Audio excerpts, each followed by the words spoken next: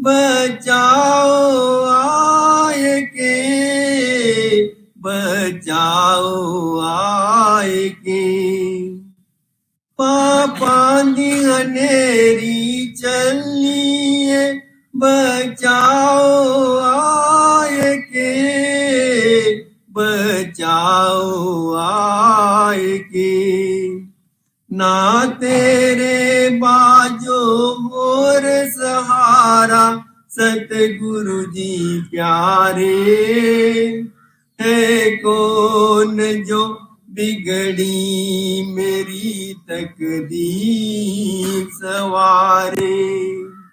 आजा आजा आजा मेरे कृपाल जी, दुखिया दे सहारे। है कौन जो बिगड़ी मेरी तकदीर सवारे।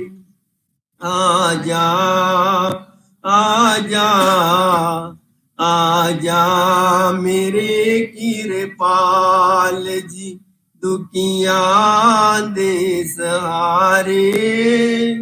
है कौन जो बिगड़ी मेरी तकदीर सवारे। इस दुनिया सड़दी बलदी दे, बांबड़ मच्छर है, बांबड़ मच्छर है। इस दुनिया सड़दी बलदी दे, बांबड़ मच्छर है, बांबड़ मच्छर है। दया करो दाता जी, लाओ अमृत पुआरे। है कौन जो बिगड़ी मेरी तकदीर सवारे। आजा आजा आजा मेरे कृपाल जी, दुखिया दे सहारे। है कौन जो बिगड़ी मेरी तकदीर सवारे। आजा आजा आजा मेरे कृपाल जी, दुखिया दे सहारे। है कौन जो बिगड़ी मेरी तकदीर सवारे। संगत दातू मेरा काजी, इकर जय बकरे, इकर जय बकरे। संगत दातू मेरा काजी, इकर जय बकरे, इकर जय बकरे। मैर किया आसरा तेरा चढ़े और सहारे। है कौन जो बिगड़ी मेरी तकदीर सवारे। आजा आजा आजा मेरे कृपाल जी, दुखिया दे सहारे। है कौन जो बिगड़ी मेरी तकदीर सवारे। आजा आजा आजा मेरे कृपाल जी, दुखिया दे सहारे। है कौन जो बिगड़ी मेरी तकदीर सवारे। राधा राधा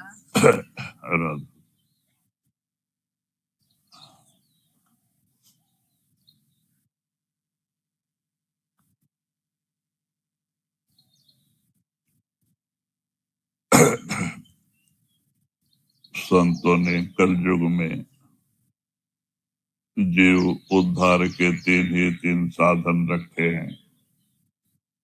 पहले जमानों में बहुत सारे साधन थे।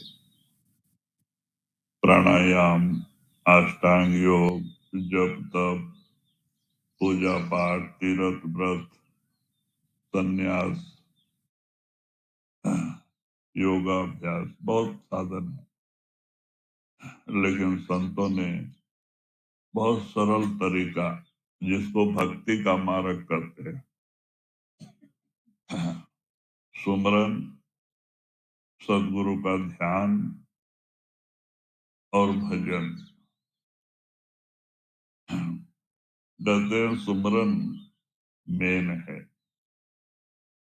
क्योंकि हम जड़ शरीर में बैठे हुए हैं। जड़ शरीर से निकलने के लिए जड़ की ही जरूरत पड़ती है। इसीलिए 5 नाम का सुमरन, सदगुरु का ध्यान कराया जाता है। दुनिया का सुमरन, दुनिया का ध्यान करके ही हम दुनिया में फंसे हुए हैं। हमारा मन बाहर मुख हुआ है। आज 5 नाम का सुमरन, सदगुरु का ध्यान करके हमारी सूरत दुनियावी चीजों से बाहर आएगी, और जहां हम ख्याल लगा के सुमरन कर रहे हैं वहां पे इकट्ठी होती जाती है। तो धीरे धीरे ये बड़ा लंबा जो कि काम है, ये इतना ही समय में पूरा होता है, कुछ कह नहीं सकते। ये सबके अपने अपने कर्मों के ऊपर होता है। किसी को जल्दी फायदा मिलता है, किसी को लेट होता है, ये सब उनके कर्मों के ऊपर होता है, लेकिन फायदा सबको होता है।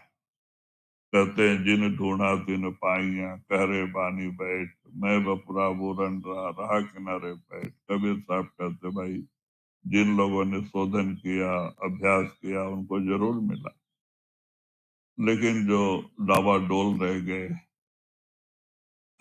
और बस खाली सोच विचार में पड़े रहे, वो किसी तरफ के नहीं हुए। तो इसीलिए चाहिए कि हम दृढ़ संकल्प होके जो संतों ने रास्ता बताया उस पे चले। क्योंकि हम गुरु के पास क्यों जाते हैं कि फिर हमारी आत्मा इस जन्म मरण के चक्कर में ना आवे। अपनी आत्मा को मुक्त करने के लिए अगर हम गुरु के पास जाके उपदेश लेके ऐसे ही छोड़ बैठे हैं तो उपदेश क्या करेगा। तो चाहिए कि जो उन्होंने सुमरन ध्यान का तरीका बताया है, ये 9 दरवाजे से 10वें में आने के लिए बहुत जरूरी है। ये हमें 9 से 10वें में लेके आता है, और जब हम 10वें में जाते हैं तो जो भी गुरु नाम दिया है आपको, वो आपके अंदर बैठा है, वो प्रकट हो जाता है, और फिर उसकी कृपा से ज्योति अनादनाद प्रकट हो जाता है। हाँ, जो जिसकी जरूरत है, और वो गुरु के कृपा से ही प्रकट होता है। तो जब अनहद नाद प्रकट हो गया तो हमारा मन जो आज हमें परेशान कर रहा है, भजन सुमरन में नहीं बैठने देता है, दुनिया भी सुमरन में लगा के रखता है, वो मन जाके शब्द से जुड़ जाता है। क्यों? मन को आनंद चाहिए, लज्जत चाहिए। इसको जहां मिले वहां भाग जाता है, सुख चाहिए। तो जो शब्द के अंदर आनंद है, सुख है, वो 3 लोग के कोई भी चीज में नहीं। तो मन को जब शब्द की लज्जत मिलती है, आनंद मिलता है, तो मन दुनिया को लात मार देता है और जाके शब्द से जुड़ जाता है अंदर। जब वो शब्द से जुड़ता है, उसको सोझी हो जाती है, अरे मैं शरीर नहीं, मैं इंद्रिय नहीं, ये देश मेरा देश नहीं, मैं ब्रह्म से आया हूँ, मुझे अपने देश जाना है। और मन अपने देश जाने के लिए तैयार हो जाता है, दुनिया को लात मार देता है, और फिर भूल के भी मन दुनिया की तरफ नहीं जाता, जाके शब्द से जुड़ जाता है। तो जब मन शब्द से जुड़ जाता है तो हमारा काम बन जाता है। तो कहते हैं कि फिर जहां मन नहीं वहां आशा और तृष्णा नहीं। जब दुनिया में मन ही नहीं है तो आशा तृष्णा कहाँ से रहेगी? तब जाके हमें सच्चा सुख और शांति मिलती है। लेकिन जब तक मन शैतान है शांति सपने में भी नहीं। ना शांति धन दौलत में है, ना शांति मान भलाई में है, ना शांति राज्य में है। शांति आपके अंदर उस नाम में है। वो नाम शब्द को ही नाम कहते हैं संत। तो कहते हैं वो शब्द को प्रकट करने के लिए हमें अंदर जाना है। हम नाम लेकर के बारी बार घूमते रहेंगे, कामयाबी नहीं मिलेगी। हमें रोज 2.5 से 3 घंटे 4 घंटे की बैठक बनाना पड़ेगी और 9 से छोड़ के 10वें में आना पड़ेगा। जब 10वें में आ गए तो हमारी ड्यूटी खत्म हो जाती है। आपकी ड्यूटी 10वें तक जाने तक, और आगे गुरु की ड्यूटी चालू हो जाती है। वो प्रकट हो जाता है और फिर कभी छोड़ के जाता नहीं। एक बार गुरु अंदर प्रकट हो गया, 1 सेकंड भी नहीं छोड़ता है गुरु। आंख बंद करो, गुरु हाजिर। आप जो भी पूछो उसका जवाब देता है, आपके हमेशा साथ रहता है। आप जंगल में जाओ, गुरु साथ है। आप अमेरिका जाओ, गुरु साथ है। 1 सेकंड भी साथ नहीं छोड़ता। तो हमें बाहर भी गुरु की जरूरत है, अंदर में भी गुरु की जरूरत है। ये 9 से 10 में जाने के लिए भी गुरु का ही ध्यान जरूरी है। गुरु का दिया हुआ नाम सुमरन ही जरूरी है। तो अंदर जाएंगे तो वही गुरु प्रकट होता है जो आपको नाम दान दिया है। वो आपके अंदर शब्द रूप में बैठा है। वो आपको ऊपर लेके जाता है और हर मंडल बाई मंडल वो आपके साथ रहता है। आपको अकेला नहीं छोड़ता है और ले जाके परमात्मा की गोद में पहुंचाने तक उसका काम है। जब हम सतलोक सचखंड पहुंचा देता है उसकी ड्यूटी खत्म हो जाती है। तो आगे सतपुरुष की ड्यूटी हो जाती है और आगे सतपुरुष अपने कृपा से अनामी भेजता है। वो परमात्मा ही अनामी भेजता है। तो ये गुरु का ड्यूटी आपको सतलोक लेके जाना, सतपुरुष का दर्शन कराना, जो आपका वो सच्चा पिता है, जिससे आत्मा बिछुड़ के जब से दुनिया में आई है दुखी है। चाहे वो राजा हो या भिखारी, सब दुखी है। कहते हैं जिससे मिलके इसे सच्चा सुख और शांति मिल सकती है, वो आपका पिता सतपुरुष है। तो उससे मिलाने का वादा जिस दिन गुरु नाम देता है, वो सतपुरुष से मिलाने का वादा करता है, बीड़ा उठाता है और उसका काम है परमात्मा के पास लेके जाना। चाहे आप नाम लेके गुरु को ही छोड़ जाओ, लेकिन गुरु आपको नहीं छोड़ सकता। क्यों? उन्होंने शब्द से हमारी आत्मा को जोड़ा है और वो कभी छूट नहीं सकता। भले आपको ढीला छोड़ देता है, लेकिन आपके कर्मों का हिसाब किताब आपको ही देना पड़ता है। चुका एक जन्म फिर दे के आपका भुगतान करा के और आपको लेके जाता है, लेकिन छोड़ता तो नहीं है। नाम का बीज संत एक बार डालने के बाद जीव को कभी नहीं छोड़ते, ये काल के जाल में। और कहते हैं वो जीव जन्म मरण से मुक्त होना ही होना है। तो चाहिए कि जब हमने गुरु को किया है, हमारा भी फर्ज है हम उनके हुक्म का पालन करें। तो रोज आना, रोजमर्रा भजन सुमरन में बैठे। जैसे हम दुनियावी कारोबार रोज रोज करते हैं, वैसे भजन सुमरन भी करना, रोज रोज करना हमारा ड्यूटी है। कहते हैं कि जब एक बच्चा स्कूल में नाम लिखाता है तो बच्चे की ड्यूटी बढ़ जाती, जवाबदारी बढ़ जाती है। क्या? दोस्तों का प्रेम मोह, दोस्तों का जो है कि प्रेम, माँ बाप का प्रेम, सब छोड़ छाड़ के जाके स्कूल में बैठना। जब बच्चा स्कूल में जाके बैठता है तो बच्चे की जवाबदारी खत्म हो जाती है। तो आगे किसकी जवाबदारी होती है? टीचर की, पढ़ना या ना पढ़ाना। बच्चे की जवाबदारी स्कूल तक जाके स्कूल में बैठना, आगे टीचर की जवाबदारी। अगर बच्चा रोज स्कूल में जाता है और वो फेल हो जाता है तो नाम किसका खराब होता है? बच्चे का नहीं, टीचर का। हाँ। क्यों हमारा लड़का रोज जाता था, क्यों फेल हो गया? माँ बाप पूछते, रोज स्कूल जाता था, क्योंकि आपने पढ़ाया नहीं। तो ऐसे ही जब गुरु नाम देता है उस दिन से जवाबदारी गुरु की हो जाती है। लेकिन स्कूल तक जाना आपकी ड्यूटी। ये 9 दरवाजे छोड़ के 10वें में आना, यहाँ स्कूल है। जहाँ गुरु बैठा है वो आपका इंतजार कर रहा है। गुरु के पास जाना आपकी ड्यूटी, आगे गुरु की ड्यूटी है। जब आप 9 से 10वें में पहुंच जाते हैं आपकी ड्यूटी खत्म हो जाती है।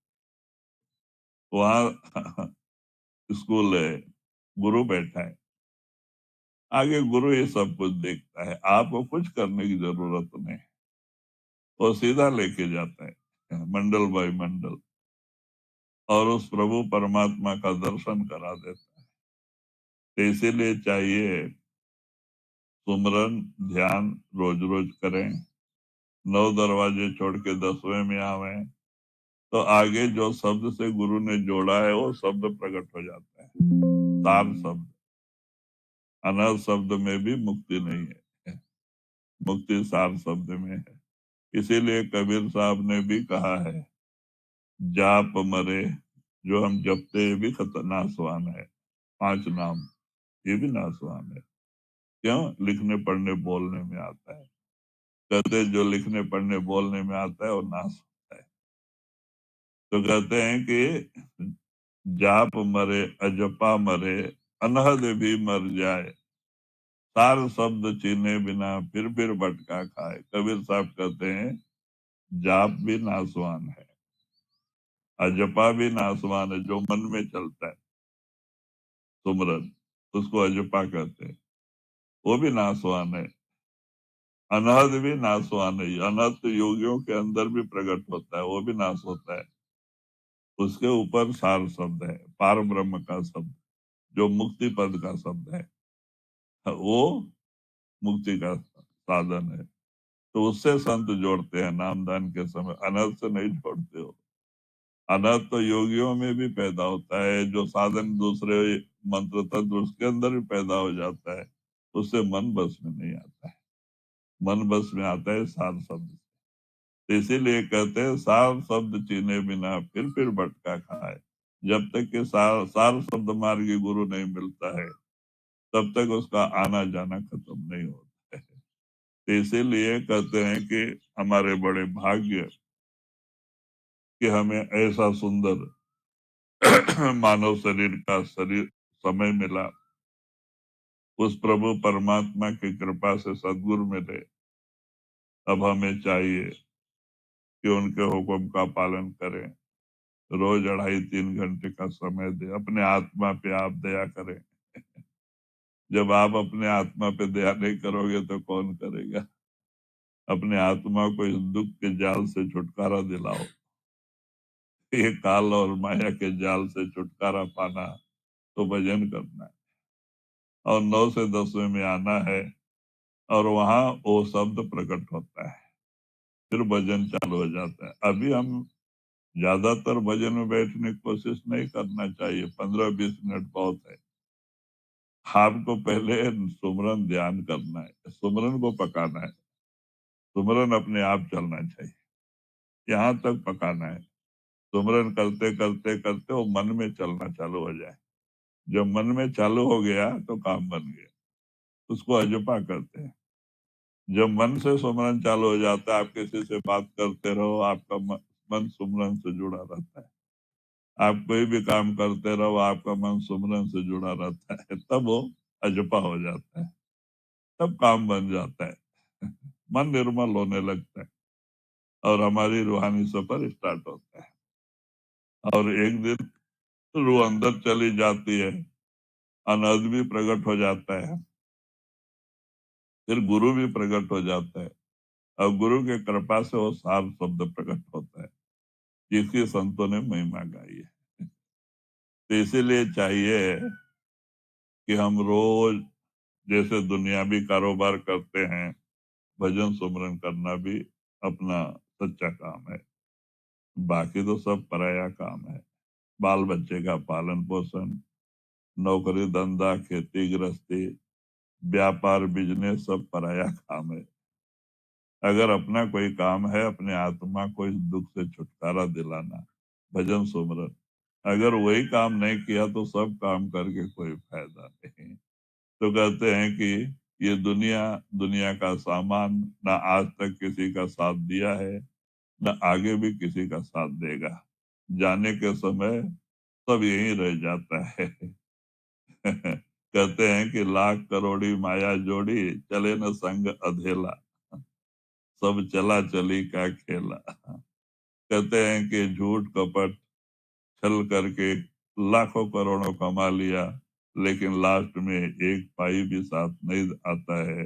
लेकिन कर्म का गट्ठर जी वो जरूर उठा के लेके जाता है। जो कुछ कर्म किया उस पैसे को जमा करने के लिए उसको तो उसको भोगना ही पड़ता है, हो चाहे कोई भी हो। तो कहते हैं इस तरह से महात्मा कहते भाई वो धन कमाओ जो धन आपके साथ जाए। वो कौन सा है? वो नाम रूपी धन। उसको कोई चोर चुरा नहीं सकता, डाकू कोई लूट नहीं सकता, भाई बंधु छीन नहीं सकते। जो कमाता है उसी के साथ जाता है। मीरा ने कमाया, मीरा के साथ गया। सकूबाई ने कमाया, सकूबाई के साथ गया। उनका उनको नहीं जाता, उनका इनको नहीं आता।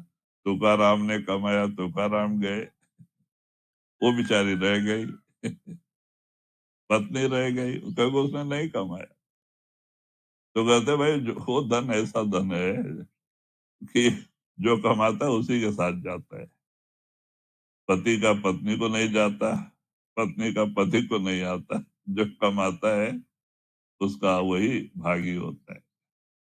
तो इसीलिए चाहिए हम अपने आत्मा पे दया करें, रोज रोज भजन सुमरन के लिए समय दें। ये अपना सच्चा काम है। बाकी जो रात दिन कर रहे हैं सब पराये काम से लगे हैं। स्वामी जी महाराज कहते हैं ना, धाम अपने चलो भाई, पराये देश क्यों रहना। काम अपना करो जाई, पराये काम क्यों फंसना। कहते अपने देश में चलो, वहां जाके अपना काम करो। ये पराये काल और माया के जाल में आके फंस के और यहाँ कारोबार में मस्त हो गए। और अपने घर को भूल गए, पिता को भी भूल गए, अपने काम को भी भूल गए। इसीलिए महात्मा आके जागृत करते हैं, भाई समझो ये देश, ये दुनिया आपकी नगरी नहीं है। ये जन्म मरण की नगरी है, सुख दुख की नगरी है। हाँ, कहते आपकी नगरी सतलोक सचखंड है। आप शरीर नहीं है, आप आत्मा है। अगर शरीर होते तो दुनिया आपकी होती। ये शरीर तो किराए का मकान है, मट्टी का बर्तन है। जब तक आत्मा बैठी इसकी शोभा है। जिस दिन आत्मा इस शरीर को खाली कर जाती, इसकी सारी शोभा खत्म हो जाती है। देखो शरीर का रंग ही बदल जाता है, शरीर का वजन भी बढ़ जाता है क्योंकि हवा निकल जाती है। तो वजन भी बढ़ जाता है, इसको 4 आदमी की जरूरत पड़ती है उठाने को। लेकिन जब तक जिंदा है, एक आदमी भी उठा सकते हैं। लेकिन मरने के बाद तो 4 आदमी की जरूरत पड़ती। तो कहते हैं कि मट्टी, मट्टी तो वजन होएगा ही। तो इसीलिए महात्मा कहते भाई सच्चाई को समझो, सत्संग सुन के उस पे अमल करो। अच्छे तरह से मनन करो, उस पे चलने की कोशिश करो, नहीं तो हमारा समय ऐसे ही बीत जाएगा और जिस दुनिया को अपना बनाए बैठे हैं वो दुनिया किसी की ना बनी ना किसी की बनेगी, तो उसे छोड़ के जाने के समय दर्द होएगा, पश्चाताप होएगा। तो इसीलिए हम वो काम करे हैं जिसके लिए हम आए हुए हैं, अपने घर लौटने का काम, अपने पिता से मिलने का काम। तो समय बड़ा अच्छा है, सवेरे का समय हम सो के उठे होते हैं, हमारा मन शांत होता है, शांत मन ही भजन के लायक होता है, हमें इससे फायदा उठाना चाहिए। हम आंख बंद करके सुमरन और ध्यान से